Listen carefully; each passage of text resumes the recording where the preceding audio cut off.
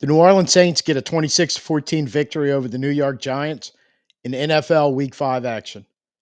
So, what does the Saints film room reveal about the game?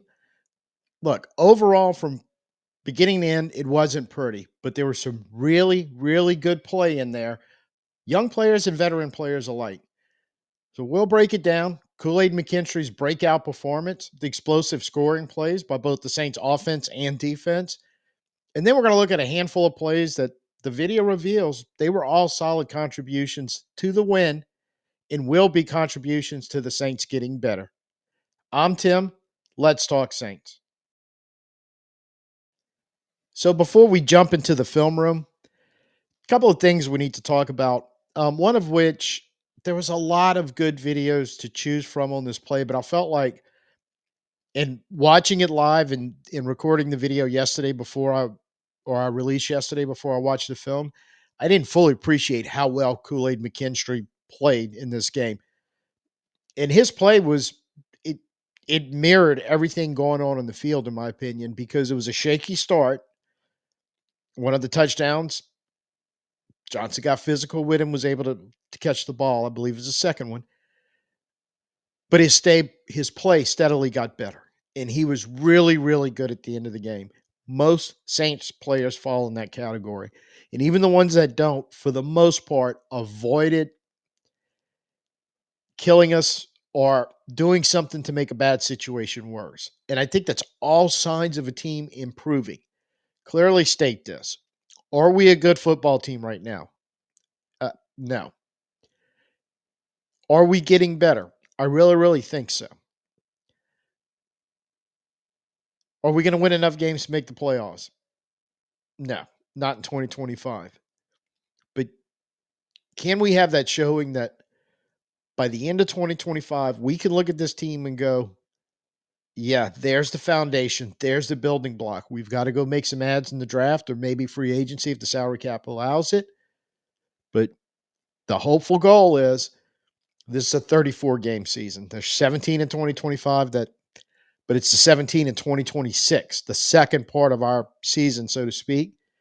Maybe we make that final jump and we don't have to wait till 2027 to see the results we want. Game like this gives me encouragement that if you stack enough of these up, you can get where you want to go as fast as you want to get there, basically. Now, I intend the rest of this video to be a lot more than the little Debbie Downer we got to do right here, but we have to do this. Comments in my videos, and thank you for those, and please keep them coming. But in other Saints type videos or watching videos, one of the things that was brought up a lot is, oh, you gave up a lot of yards and you needed 5 turnovers to win the game. Yes and no. Um, that 335 yards of total offense we gave up, I think it's fair to point out and freely admit we were bad in the first quarter, in a little bit of the second quarter when we gave up the second touchdown before we kind of righted the ship. They gained 126 of those yards in their first two drives, the 70-yard touchdown drive, the 56-yard touchdown drive. From that point on, basically 3 quarters. It was a little bit at last drive, went a little bit into the second quarter. Basically, the remaining 3 quarters of football, um, you held them to 204 yards on the next 7 drives they had. More importantly, you held them to 0 points. So I'm not exactly upset about that. I'm upset the way you started in the 14 you gave up. Needed 5 turnovers. It made life easier, no doubt about it. Being +5 is freaking awesome. We need to get to the point where we're +2 on a regular basis would be outstanding and should give you a margin enough to win some games. You maybe even some you shouldn't have won, but to keep yourself in every game you're going to play and give yourself a chance to keep getting better. That being said, of those 5 turnovers, one was a gift. I think the dart fumble that Cam recovered. You had 2 big men making big plays and stripping fumbles, and we recovered them and did good things with them. You had Kool-Aid McKinstry, and we're going to go over both of these. One interception was the best job of coverage I have seen yet from our total backfield and our linebackers. And the first one, which basically you gave great coverage everywhere and you allowed him to go make a play. On the second one, talk about improvement. He wasn't as physical as we need him to be, like on that touchdown pass to Johnson, a few other plays. That second one, he was. And he just took that inside route away and he made an incredible play on the ball to get the pick. If you can get better over the course of 3 quarters in a game, I don't see any reason why, as a team, you can't get better over the course of the last 3 quarters of the season, roughly, that we have left to play, the next 12 games. But defense wants to get better. First things first, you got to clean up that missed tackle problem. I checked PFFs. We're 5 weeks in, not quite, right around a third of the season, or a quarter of a season, somewhere in there. We're dead last in tackling grades with a big epic fail. 31 teams tackle better than we do, and I don't think I'm saying anything we don't already know. But you dang sure better fix that and fix it quick, and it's getting ridiculous. And not only the physical missed tackles, and I'm going to show a play in the 5 worthy highlights of a play that was already a big play we gave up, and DeMario and Jonas did the right thing, getting the angles we needed to limit the damage and keep that 12, 13-yard gain into 20 plus, 30 plus, or a much bigger headache. Need to start doing more of that. And more importantly, like they did on that play, Sanker makes a tackle. There's no missed tackle involved. When you get the chances, you got to do it, because this is getting ridiculous. Almost, but not quite as ridiculous as the dead zone. I refuse to call it the red zone until we actually start scoring touchdowns on offense. 0 for 3, no TDs. Can't have it. You have to be efficient down there. You're not going to see enough chances down there to keep squandering. And you can't keep relying on the big plays.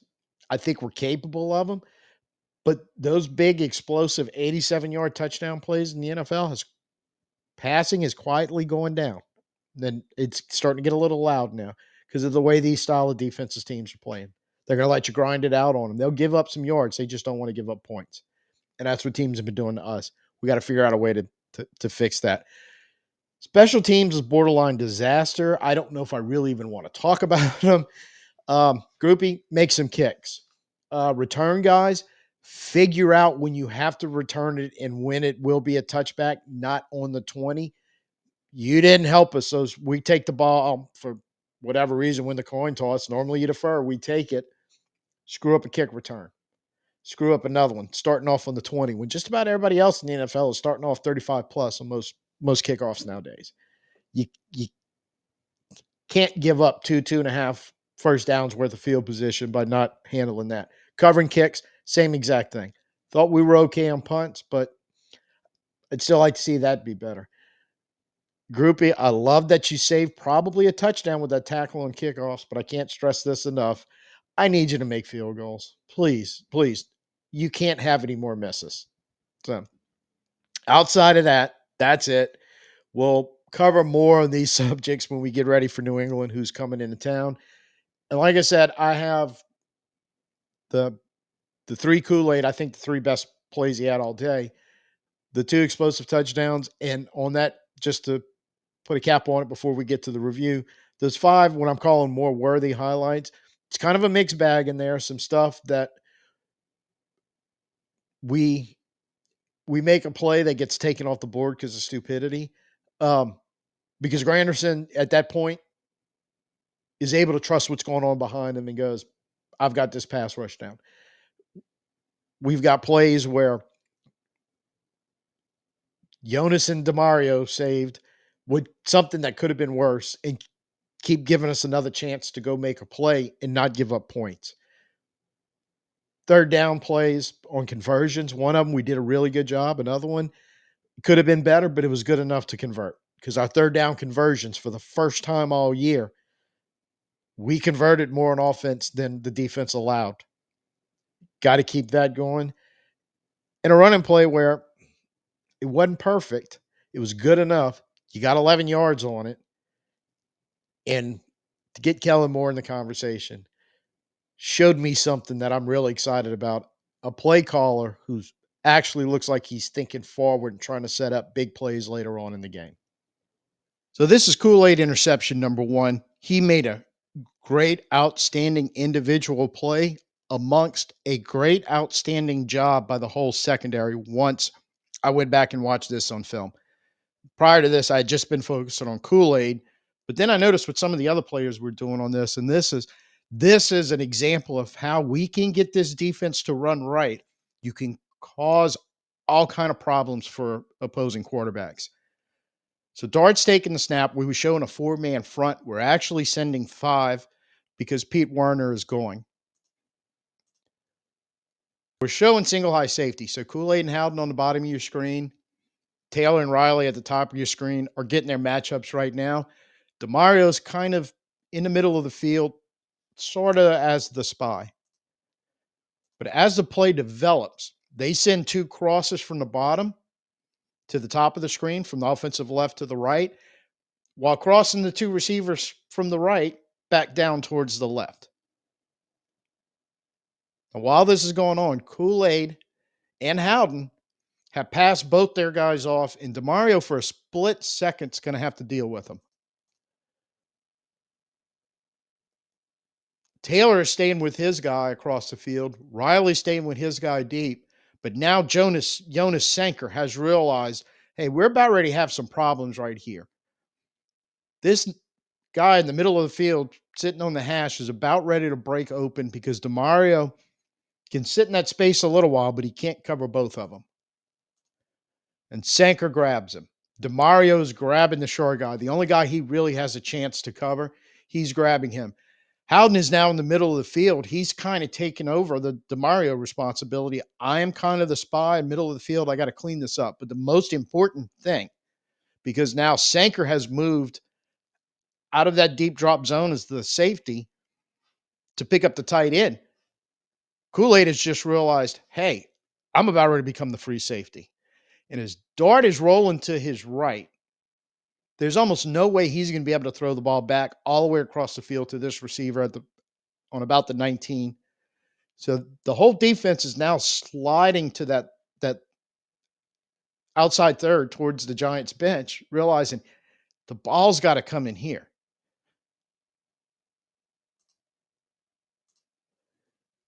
And now definitely Kool-Aid's got to realize here's the space. Find the space, not the guys. He's not going to throw the ball to one of these players. He's going to try to get into this wide open space right here and see if he can get somebody to go towards the ball, which is what they try to do.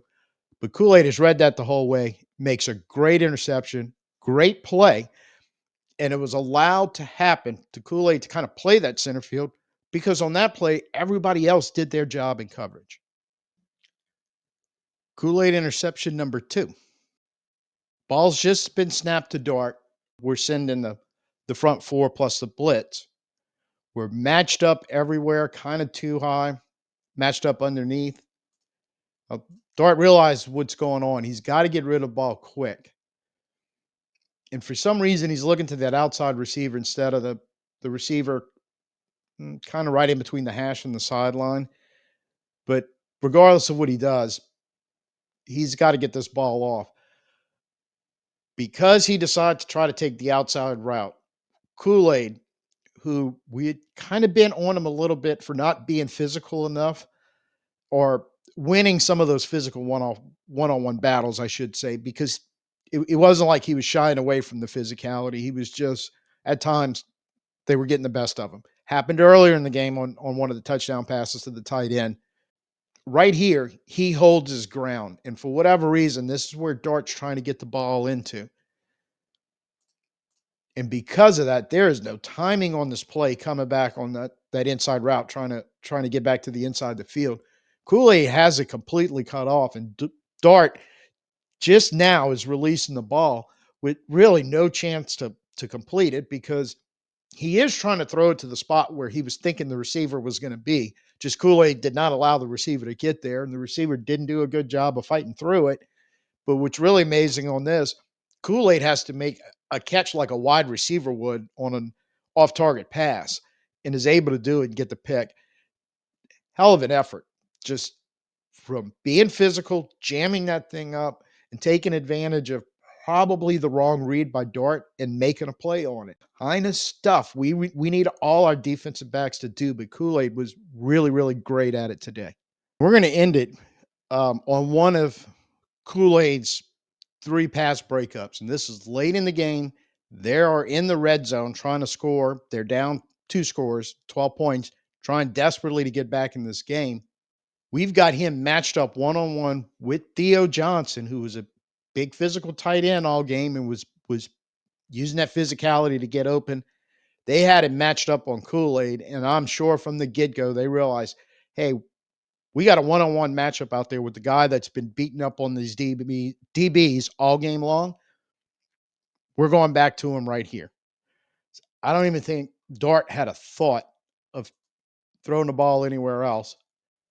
And honestly, I don't blame him. I think this would be, hey, 50-50 ball. Let me go get the big tight end who's been physical and been really good all day long. Kool-Aid had enough of that. He has got himself in a great position right here because he is facing the play the whole time, despite the fact that he's basically in man coverage. Never had to turn his back to the quarterback. Fully knows well that the ball is in the air. He is fighting through the contact of Johnson, which I really think they could have flagged this for offensive PI, but it doesn't matter. But Kool-Aid keeps his position and then is able, because of that, he's not getting pushed around. He has his feet under him. He can time that jump, bat it down, and really on a play where most of the game you'd have thought, oh crap, this is a touchdown. Now we've got a problem. Kool-Aid just handled this from the snap at the line of scrimmage all the way till he tips the ball away. In reality, once you watch the play from start to finish, you realize, man, they never had a shot on this one. There's a lot to be said for drawing up a great design play and then calling it at the right time. We roll out in 13 personnel right here. So we have 3 tight ends on the field, along with Alvin and Rasheed Shaheed. Moreau's in line on the left side of the formation, right on the left hash. Johnson was lined up off slot next to him. He's going in motion right now. We have Stoll in the backfield lined up as a fullback. Inside our own 15, we're showing, hey, we're going to power run this thing out of here. We're trying to get out of the shadow of the goalpost, so to speak, and then conventional thinking, pick up a first down or two, then you open up the offense. Kellen Moore is opening up the offense on this play, and he catches them thinking it's a heavy run formation, which he's showing. There's a 5-man front sitting there. They've jammed up 9 players basically in the box within roughly 5-6 yards of the line of scrimmage, playing 2 safeties behind it. As Johnson goes in motion, everybody's shifting over. We've had success running the ball wide, especially with Alvin. And I don't know this for sure, but I'm thinking there was a lot of players in that defense expecting something to come this way in the running game, probably outside the tackle. Right when Johnson is getting out of the motion, he's going to be outside of Shaheed.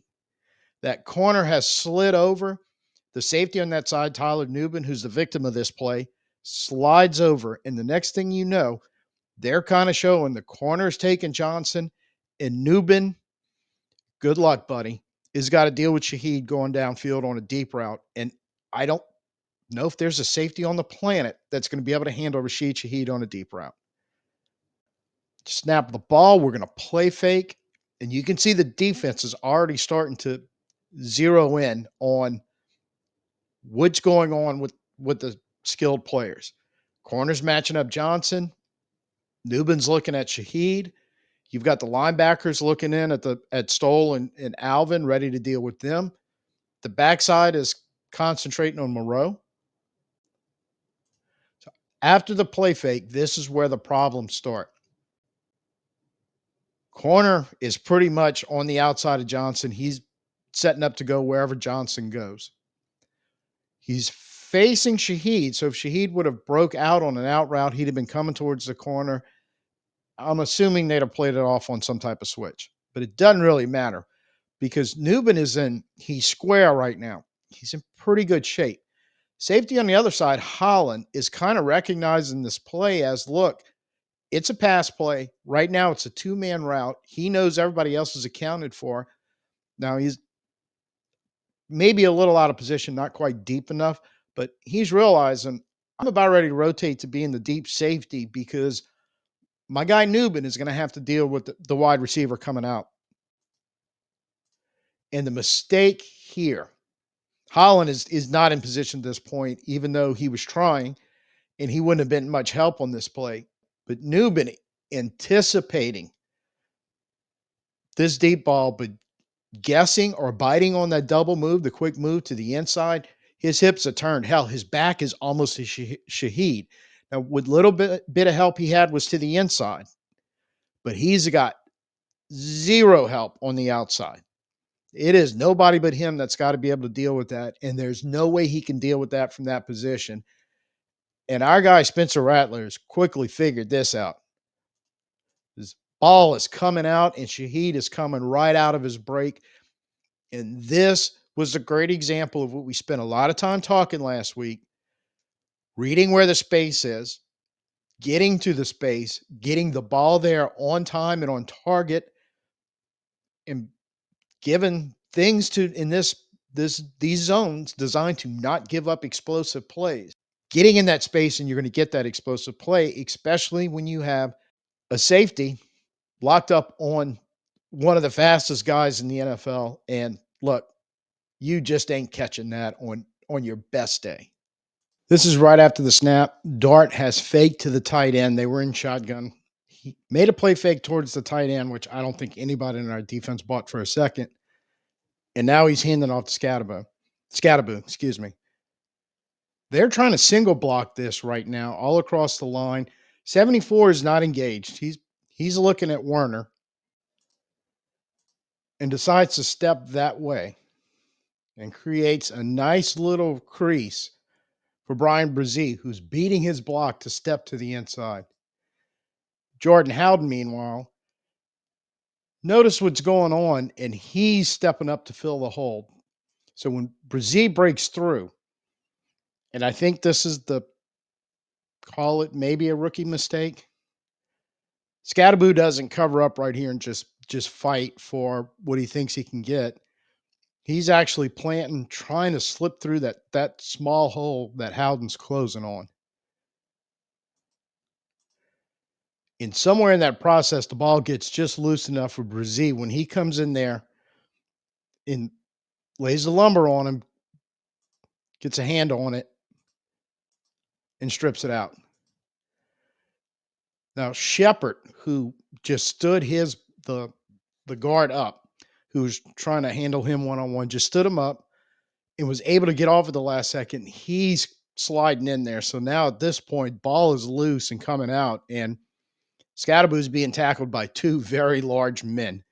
So he's not going to be able to fall on it. You can't quite see it from this angle, but from the all 22, from sideline view, Howden saw the ball pop out because right now his helmet, you can just see the top of it, the crown of it, the illegal part of it. He's already looking down. He's realized the ball's coming out. He is football awareness 101. He's realizing the ball's coming out and he is looking down trying to find that thing. And he has found it. Now, one thing I do have to back up and comment on, and we will comment on this now and never speak of it again. Granderson, I can't quite get upset that they made the horrible call on the sack because if they'd have thrown the flag right here, and they should have for illegal hands to the face, none of this happens. But as the ball pops out, Alden on his way to pick it up. Nobody else has really realized it's out. They're just getting clued in right now. Taylor is about ready to do something that's spectacular. Gets away with a face mask, luckily. But all he's doing right here is just, and I don't think it was much of a face mask. All he's doing right here is just making sure that that player couldn't get back involved in the play. Now I think he's realizing at this point he's just fighting with a big old tight end that probably wasn't going to run Howden down. But still, get in there and just hinder it as much as you can, but don't do anything other than that little almost face mask. Doesn't do anything to really risk getting a flag thrown and not letting the score hold up. One other thing I do have to point out, I think this is really nice that a young man like Mr. Dart respectfully keeps his distance from Cam Jordan. That hash mark is clearly the the safe space there, so to speak. Um, doesn't really want to get involved in this.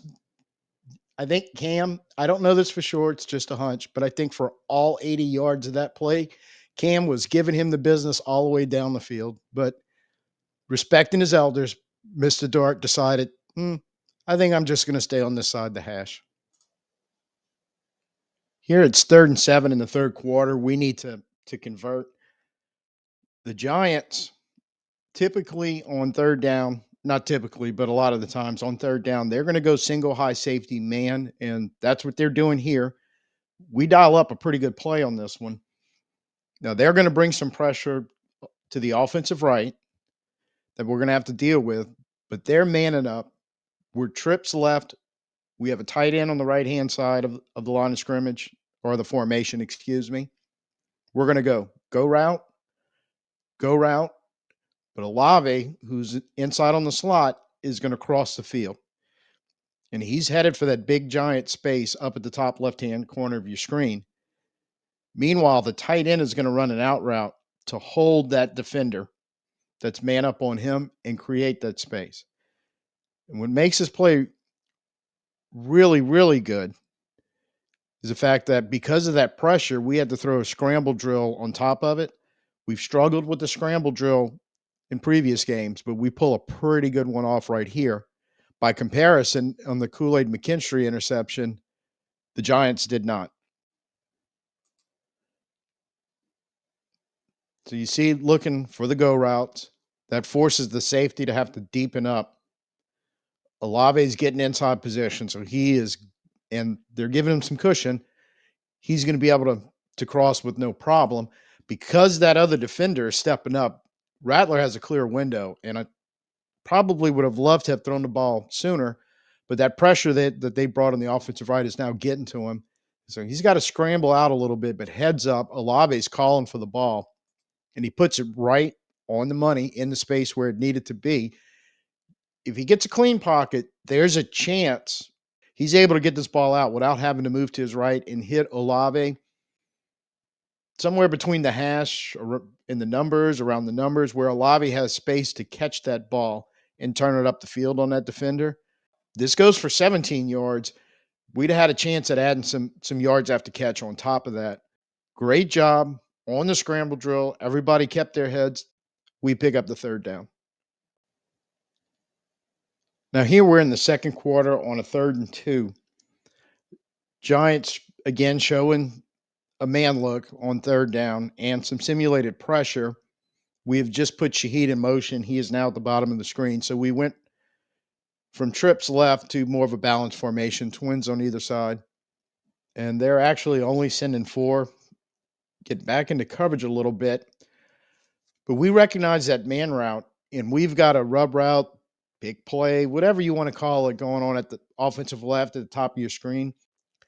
Olave does a good job of getting off his man who's trying to check him at the line to get down to pick Villet's man. Rattler is realizing that, okay, we got something going right there. If I'm on time and I'm on target, we're in good shape. And the rub comes out perfectly. Vele's got the inside position for this quick slant.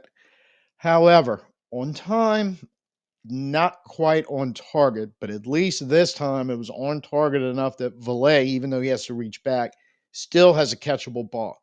So he only needs to grab 2 yards. That space is opened up. So Vele has some room to operate. Get this on time and on target both ways and give him a chance to cut up the field. If he can get past Okereke, makes the tackle, the middle linebacker, who's a pretty good one. Get him in the catch radius where he doesn't have to reach back and break stride. If he can find that sliver and cut up the field and get Okereke one on one going backwards instead of right into his breadbasket, you'd have had some chance at more yak. But the important thing here is that you did enough to convert a 3rd and 2. Now, I want to show a running play here, and it's about as much as setting something up for later than it is about the outcome, but the outcome was still pretty good.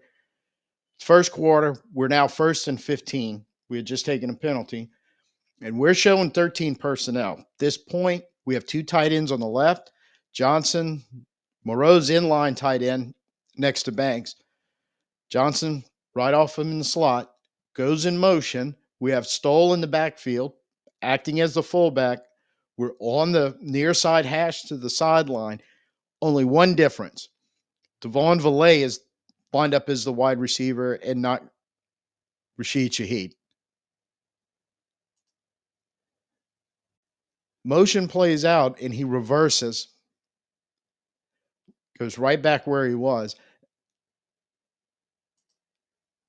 You get the pitch. Initially, a great job of sealing up that right side with the lead blocker going out. So you've got that wall kind of sealed off with the blockers and a couple pullers out in front who don't really do a great job of initially picking up those blocks. But Alvin does what our running backs have to do when the blocking gets a little shaky is make some people miss, break some contact. And he does a lot of this on his own.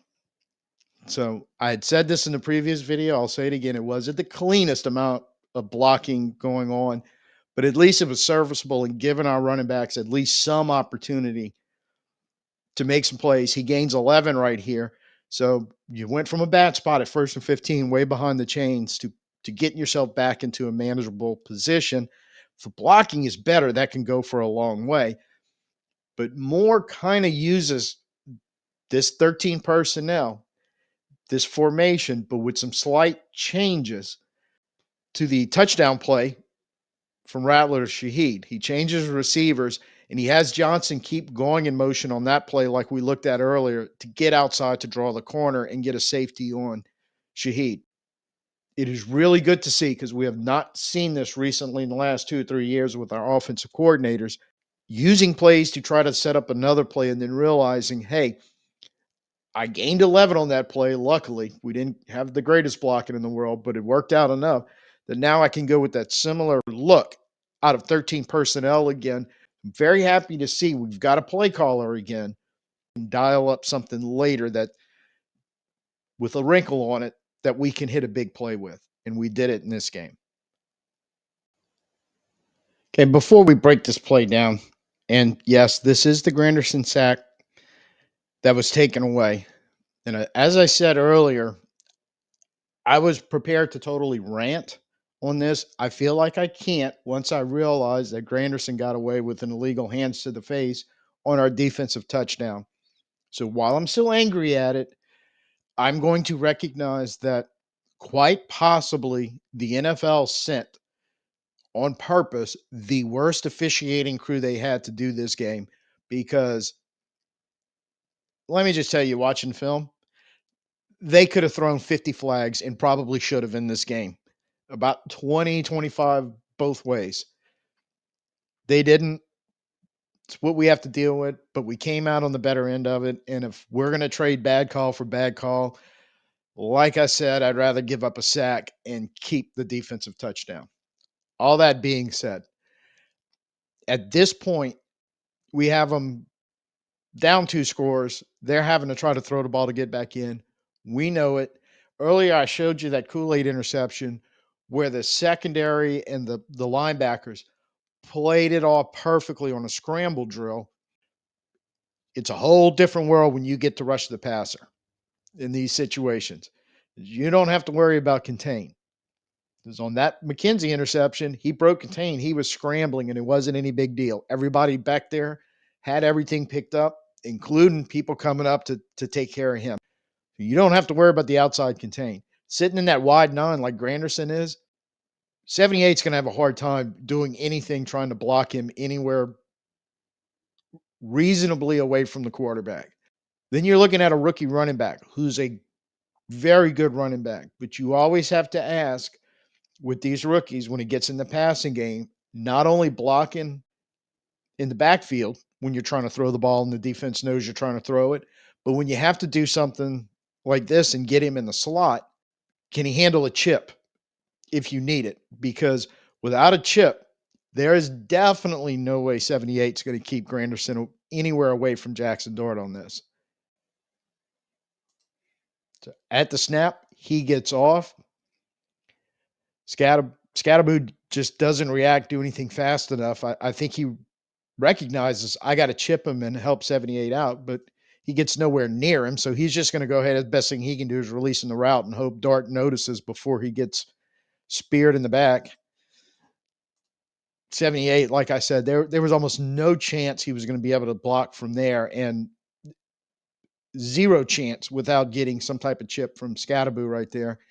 And I was joking earlier about the spear in the back because this is the gentlest blindside sack I've ever seen in my life. And how White Hat could throw a flag on that, I don't know, but I'm not going to rant.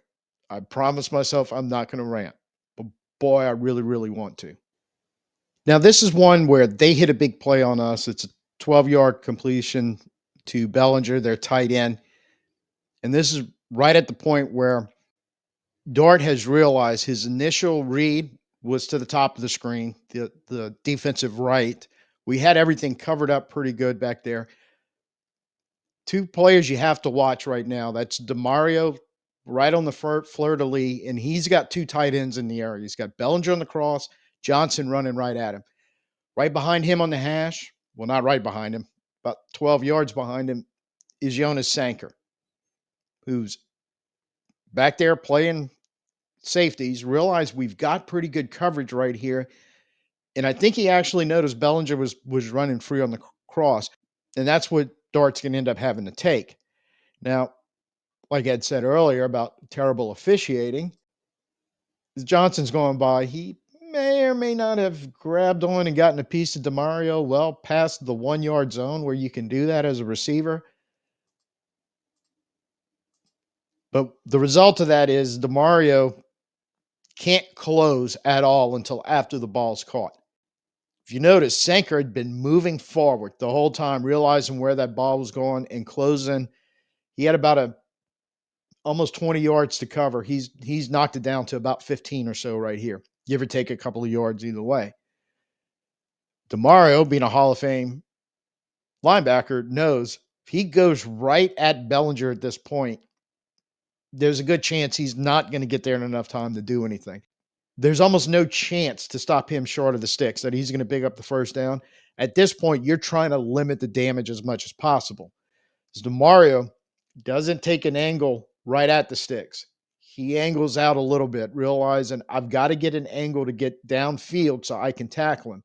Meanwhile, Sanker's coming up and going, I've got to get an angle on him to be able to tackle him so he doesn't find that seam in between me and the corner over there who's about to get blocked and turn this into a really big play. And it's one of the things that if you've been watching me on this channel that I've been griping about the defense is a lot of time not necessarily a physical missed tackle, but a missed opportunity because you're taking bad angles and you just can't be where you need to be to prevent a bigger play happening than the one you've already given up.